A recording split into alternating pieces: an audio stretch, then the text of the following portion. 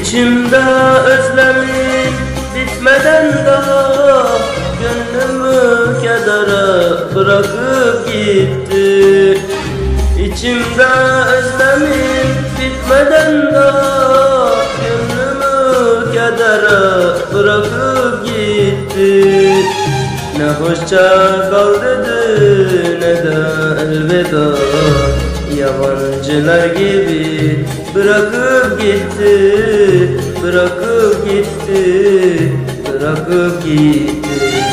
Gitmeseydi onun kulu olurdum, çiğneyip geçti yolu olurdum. Bir ömür aşkıyla dolu olurdum.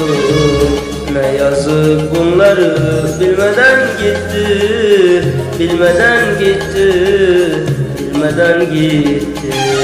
Gitmeseydi onun kulu olurdum, çiğneyip geçti yolu olurdum. Bir ömür aşkıyla dolu olurdum. Ne yazık bunları bilmeden gitti, bilmeden gitti, bilmeden gitti.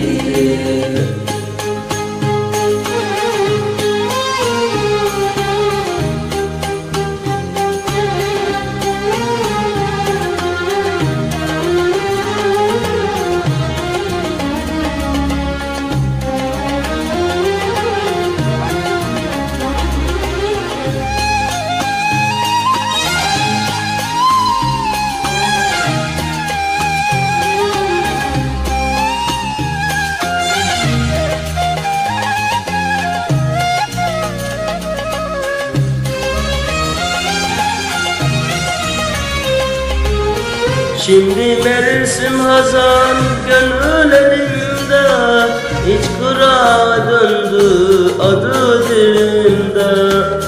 Şimdi mevsim hazan gönül elimde, hiç kıra döndü adı dilimde. Gelir mi gelmez mi gönül birinde, yabancılar gibi bırakıp gitti, bırakıp gitti, bırakıp gitti. Gitmeseydi onun kulu olurdum, çiğneyip geçti yolu olurdum. Bir ömür aşkıyla dolu olurdum. Ne yazık bunları bilmeden gitti, bilmeden gitti, bilmeden gitti. Kulu olurdum, çiğneyip geçti yolu olurdum. Bir ömür aşkıyla dolu olurdum.